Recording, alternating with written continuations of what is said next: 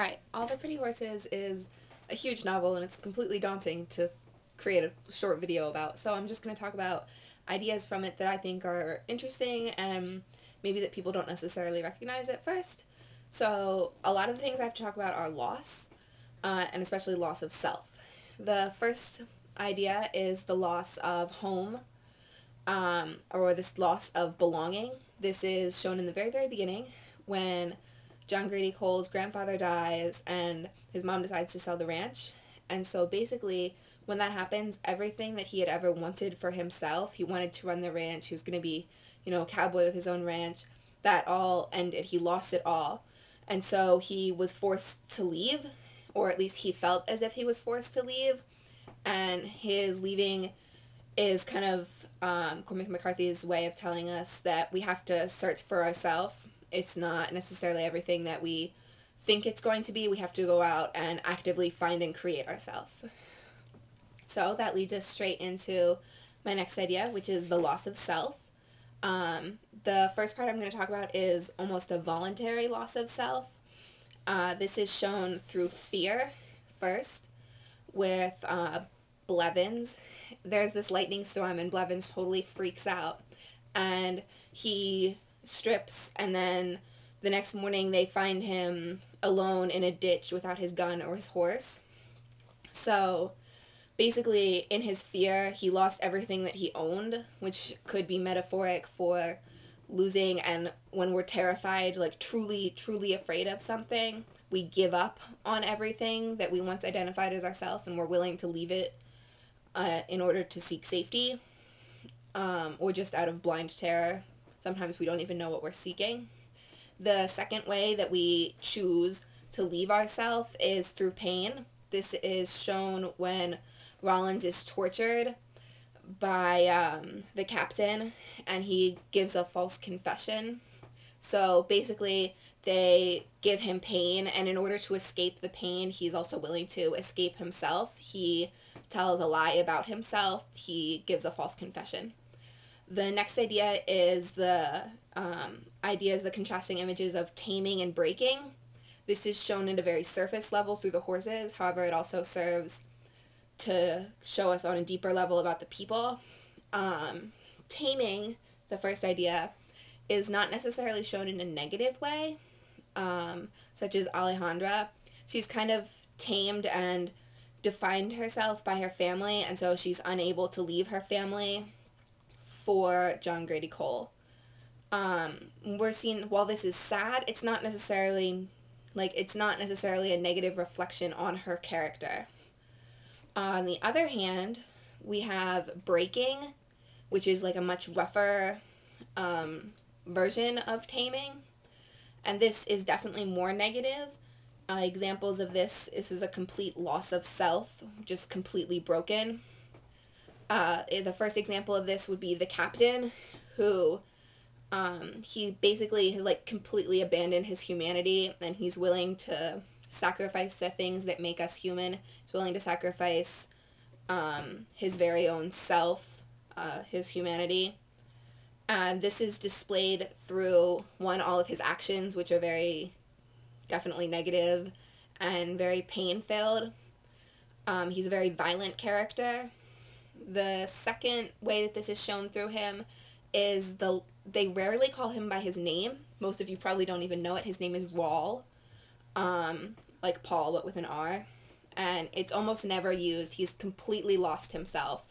Society has broken him.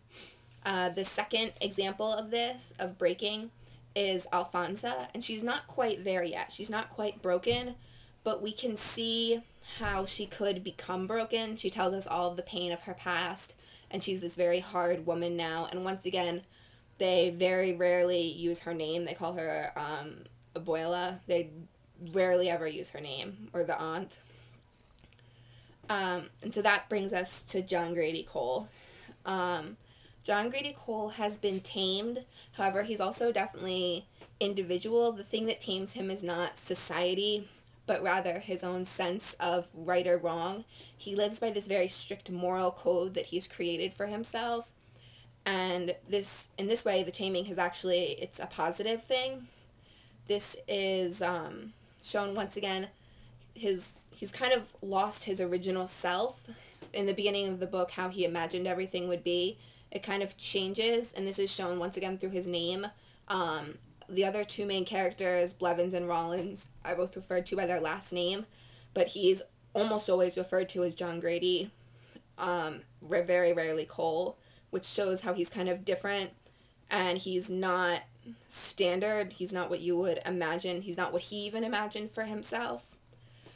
The final thing that I want to talk to is cow sense. It's kind of an offhand comment, but it's really important that John Grady and Don Hector discuss at one point. They talk about how the horses, there are different values in them, their strength, their bloodlines, but there's this thing that it's not quite explainable, called cow sense, unless the horses serve as an allegory for humanity. There's something about humanity that can't be described. It's something inside of us that is greater than looks or talents or skills, anything like that. It's just a core of the self that makes us human. This is shown once again in John Grady Cole, who just has this unbelievable sense of morals that can't be lost.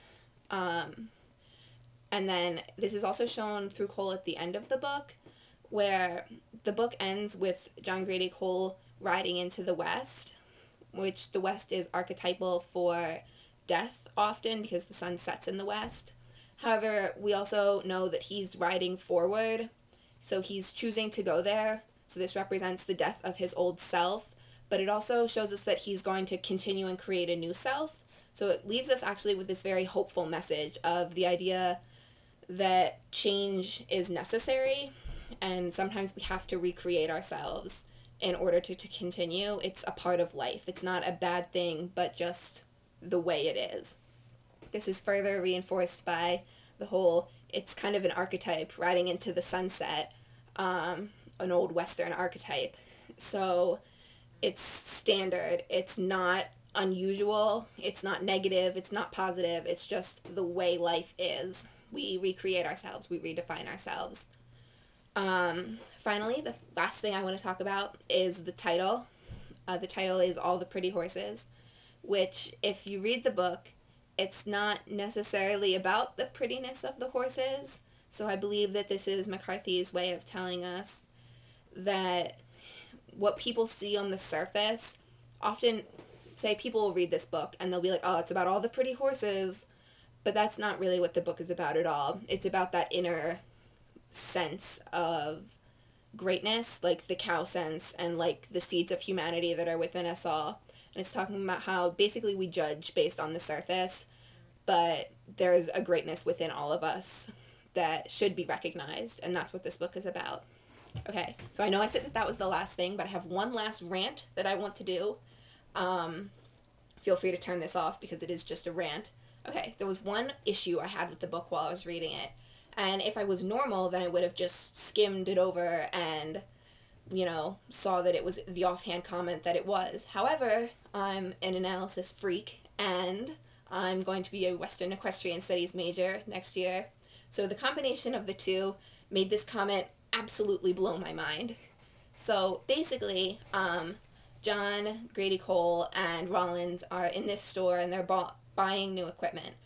And John Grady Cole tells Rollins to buy a pair of underslung heel boots, which is just, what? I promise you, John Grady Cole would never wear underslung heel boots. Underslung heel boots, they look like this. See how the heel goes in? It's not straight down. Normal boots look like this. They go straight down.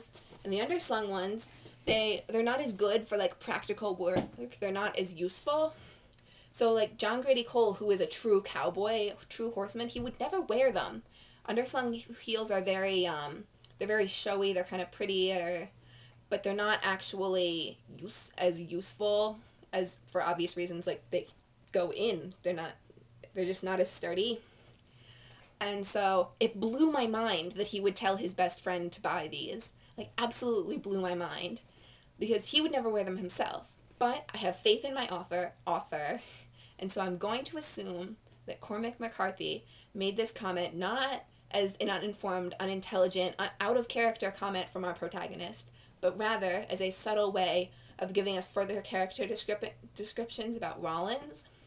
So, assuming that I should have faith in my author, then I'm going to say that this is his way of telling us that Rollins, while he's easier in a lot of ways, he's likable, he's much calmer, almost, not calmer, but he's just an easier, more likable, standard guy. It even says in the books that the other guys at Don Hector's ranch get along with him better. But at the same time, despite the fact that he's easier and more, I don't know, like, superficially better, it's really John Grady Cole who is better, who has a structure, who's going to be more useful and greater for society. Thanks!